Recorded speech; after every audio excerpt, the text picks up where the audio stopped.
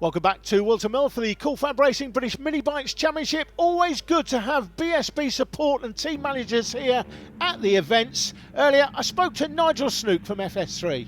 His McLaren's in the TDI media colours. Does that mean I get to keep it? Nigel, great to see you here at the FAB event this weekend. You own the FS3 team, so you're involved in British Superbikes. What are you doing here this weekend though? Well, I'm supporting Crispin and the series, which I've got a lot of time for.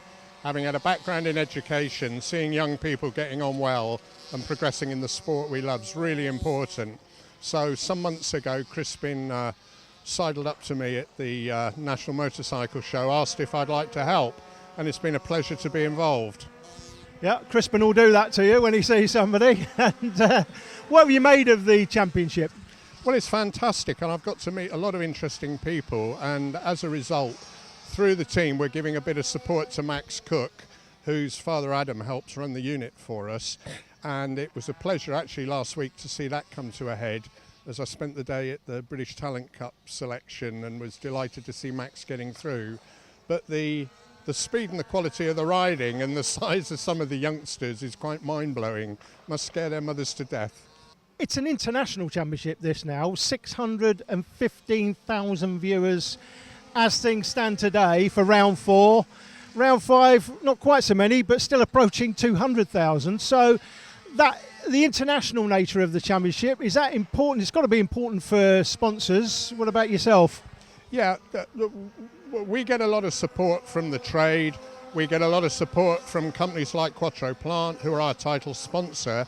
I think the profile of the team and the professionalism of the team is something that sponsors want to see in the background, particularly the mainstream commercial sponsors. They may not all have an international business, but they're involved in an international sport. And if it's professionally presented, as we've tried to do with the unit, and we've tried to do with our own social media work and website work, I think that can only be a strength.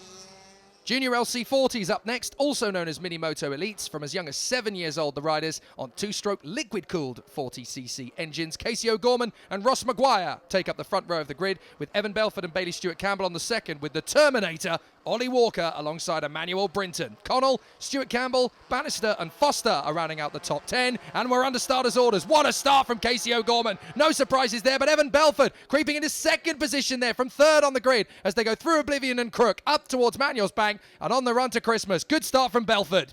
Third in the championship, second on track as things stand at the moment. Long way to go, but Casey O'Gorman once again gets a lightning start, Jake. Look at him, he's just gone. If he was a track runner, he'd be Usain Bolt. Look at him, he's absolutely flying away as they go through Ashby, up towards Parker once again. And Evan Belford and the rest of the field are just doing the best they can to stay in touch. Bailey Stewart-Campbell, third position, cracking start from him because he started fourth on the grid. So Ross Maguire dropping from the front row of the grid down to fourth position, desperately trying to get back into second place. But he's got a lot of work to do. Into the ankle as we watch from the drone. Fifth position is a good battle at the moment. Emmanuel Brinton in front of Ollie Terminator Walker. If Valentino Rossi is the doctor, from now on, folks, Ollie Walker is the Terminator. O'Gorman leads, Belford, Stewart-Campbell and Maguire, Brinton and Walker battling for fifth. Then Declan Connell is in seventh place, Josh Bannister is next, Johnny Garnis in ninth place. That looks like Charlie Tilley in 10th position in front of Mason Foster. I think it is, it's a pure red bike, and it looks like red numbers on a red bike.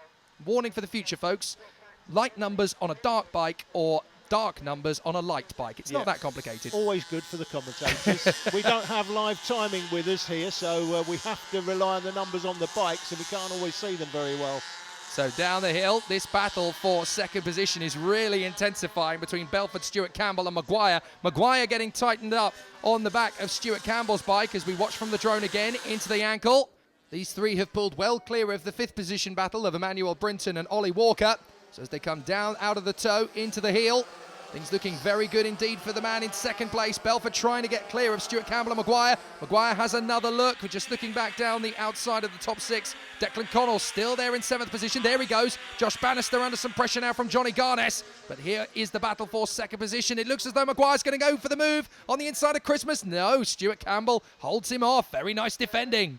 Once again, fantastic pictures from the drone as Maguire has another go in the right-hander at Inkermans, but can't get it done there either. The drone really does lay out the whole race for you. You can see where your favourite riders are as they go left-handed there through Parker, down to Chapman, the hairpin. Casey with a comfortable lead, but they're keeping him honest, to be fair.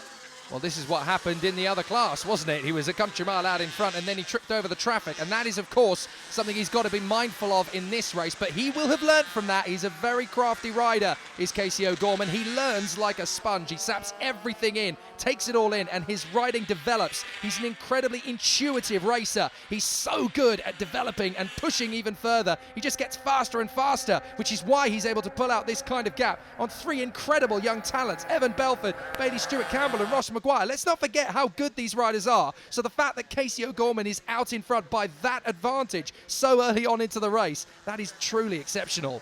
Again, great picture from the drone as we chase him now up the straight into the left-hander at Parker.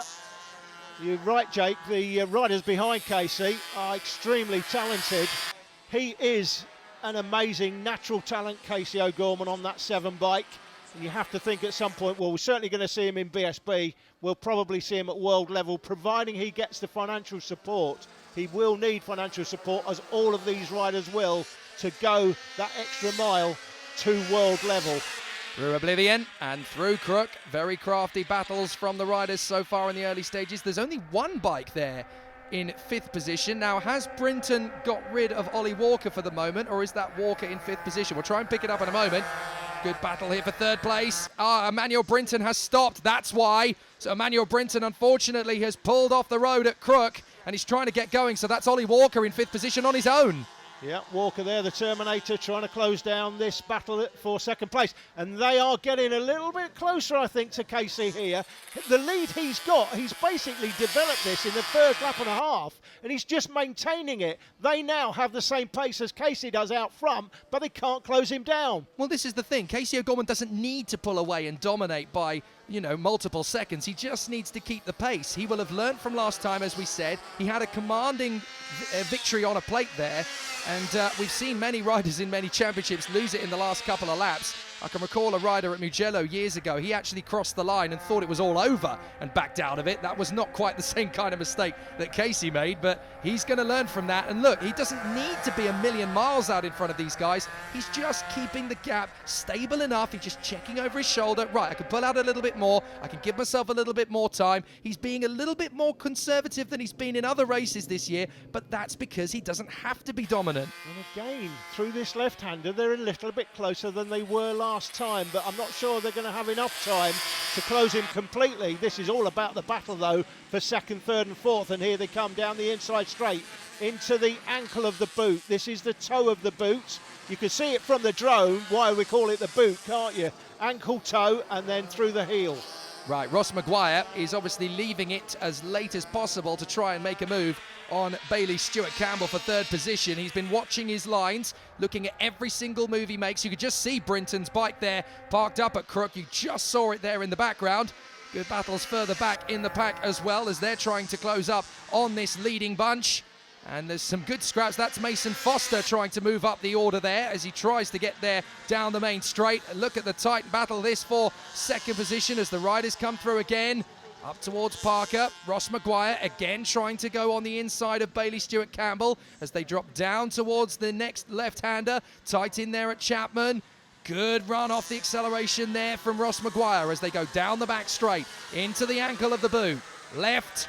Nice and easy, and Emmanuel Brinton, unfortunately, has tried to get the bike going, but he's had to give up the ghost. His race is over as they go into the final turn of the lap, and into the last lap we go. Casey O'Gorman has got enough of a lead to be comfortable. He doesn't need to be dominant. There is Emmanuel Brinton. Ollie Walker safe in 5th position as a result of his retirement. Here's the duel for 6th. Declan Connell in front of Johnny Garnes and Josh Bannister there in 8th position. Side by side for 3rd into Christmas on the last lap. This is the duel between Bailey Stewart-Campbell and Ross McGuire. McGuire hasn't quite made it through into 3rd position, and they're tightening up on the man in 2nd place, Evan Belford. They go into Ashby. Bailey Stewart-Campbell's going to have to try and make an overtaking move on Belford just to try and hold off Ross McGuire. Battles very, very much intensifying on the last lap then.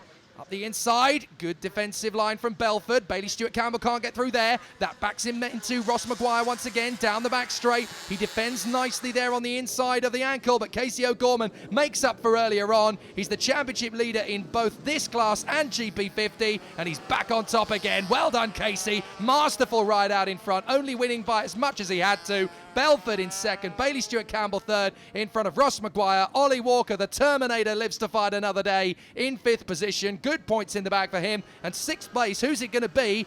Will Declan Connell hold on? I think Johnny Garnis is going to beat it to the line. Yes, he does. So Johnny Garnis gets there in front of Declan Connell and Josh Bannister. But there's your top five. Casey O'Gorman in front of Evan Belford, Bailey Stewart-Campbell, Ross Maguire and Ollie Walker. And after that victory, Casey O'Gorman continues his amazing run in this championship, extending his lead to well over 100 points from Maguire. Belford in third ahead of Bailey Stewart-Campbell, and Declan Connell rounds out the top five.